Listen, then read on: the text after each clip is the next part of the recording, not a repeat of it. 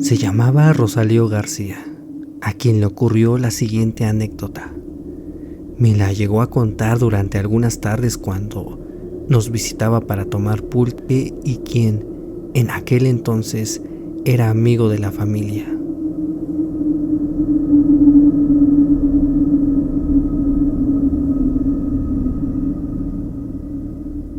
Entre esas visitas salió esta historia que, al contarla y a ser sincero, puedo decir que fue verdad, y la cual narro en primera persona. No me lo van a creer, pero juro que fue real. Una noche, después de ir a visitar una novia que tenía en otro pueblo, ya saben, entre plática y plática, pues se me hizo tarde. Y como sabrán, en aquel entonces no había camiones. Por lo tanto, no me quedó de otra que regresarme caminando. Crucé ambos cerros y hasta me mojé los zapatos por cruzar el río para intentar llegar lo antes posible. Ya imaginaba algo preocupado a mis papás regañándome por estar tan noche afuera de la casa. Pero fue que al ir subiendo el cerro allá en el camino, antes de entrar al pueblo, donde comencé a tener muchas ganas de pasar al baño, me decía que aguantara, que sí podía llegar a la casa, pero al mismo tiempo me preguntaba, ¿y si entre el regaño ya no me dejan pasar? Entonces, caminando cada vez más rápido, fue cuando, al llegar aquí, en la explanada, recordé que conocía el velador de la comisaría y pensé, él me puede dejar pasar al sanitario. Ahorita llegando le pido permiso. Y así lo hice. Llegué con las prisas a la comisaría, que en ese entonces estaba ubicada aquí, enfrente a la iglesia, y le pedí que me dejara pasar a su baño. Él, que para ese momento se ubicaba en la entrada del edificio, no se negó y me dijo, sí, ándale. Corrí y créanme que al llegar, de inmediato fue un gran alivio para mí. Pero ese alivio duró muy poco, ya que al encontrarme ahí, relajándome por la carrera que hice desde el río, fue cuando allá, por la entrada, comencé a escuchar unos pasos de cómo alguien se iba acercando. No le di importancia, pensé que se trataría de mi amigo o alguien más que pasaría al baño, pero esos pasos se escuchaban cada vez más y más cerca de mí, y fue ahí cuando esa persona se detuvo frente a donde yo me encontraba. Yo estaba así, con la cabeza hacia abajo, y lo primero que le miré fueron los pies. Le vi sus botas negras, pero además traía unas espuelas.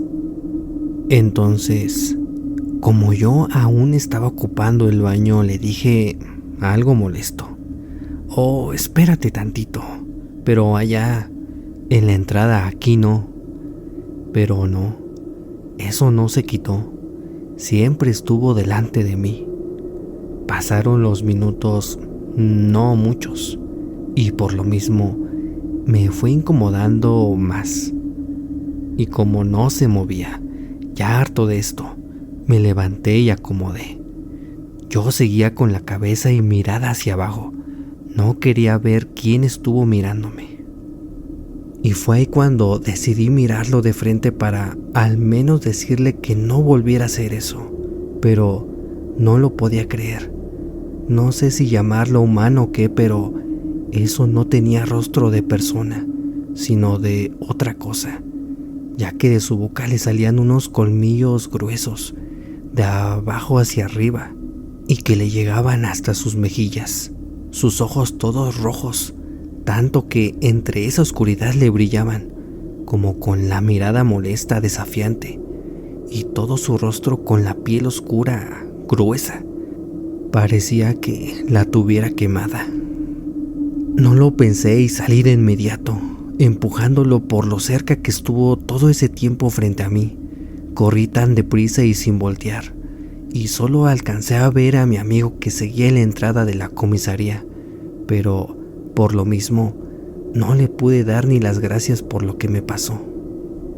Tomé carrera hasta llegar a mi casa, donde toqué desesperado para que entonces me abrieran mis papás. Y a partir de esa ocasión me quedó muy claro que no era bueno estar afuera tan altas horas de la noche.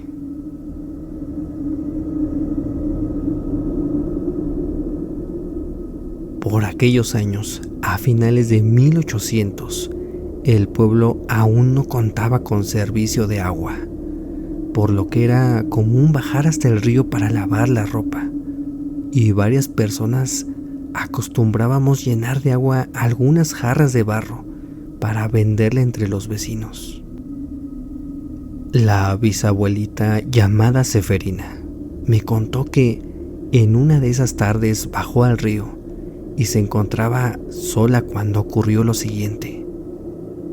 Ella se encontraba tallando su ropa, de rodillas y con la mirada puesta hacia abajo. En eso comenzó a ver de reojo a un señor. Este iba vestido de color negro y se iba acercando cada vez más. Mi bisabuela pensaba que era alguien más del pueblo que iba a lavar ropa o que sencillamente iba de paso por ahí. Ella lo saludó. «Buenas tardes». Pero esta persona no le devolvió el saludo. Al estar cerca de ella, se detuvo.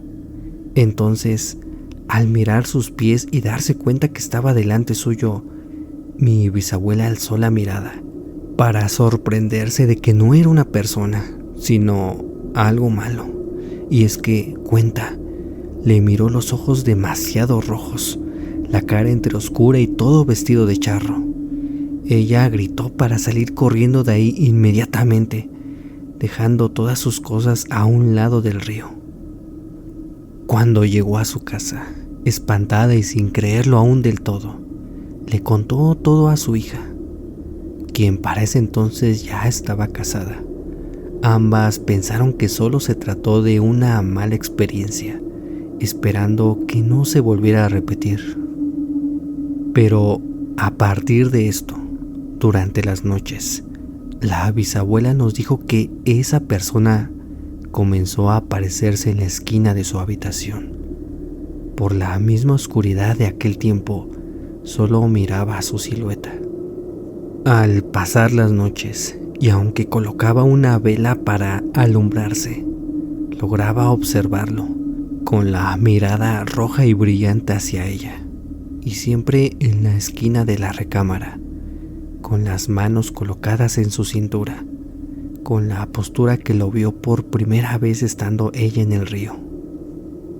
Con el paso de los días, tanto su hija como la bisabuelita consultaron lo que sucedía con personas que, digamos, sabían de estos temas, y les mencionaron que ese ser estaba molesto con mi bisabuelita.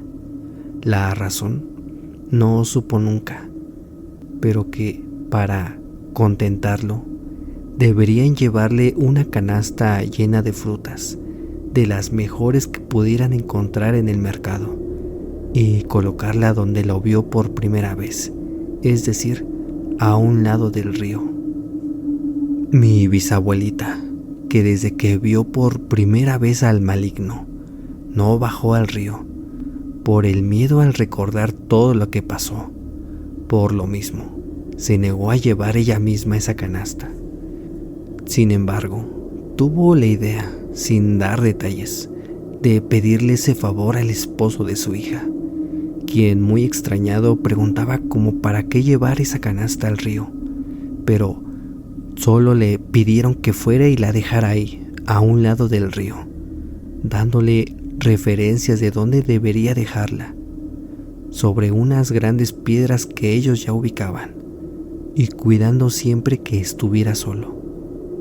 No saben con seguridad qué ocurrió, pero a partir de que llevó su nuero la canasta con fruta, mencionó que no se le volvió a aparecer ese ser durante las noches en su habitación, y por lo tanto pudo regresar a lavar al río, aunque por días tuvo que ir acompañada de su hija.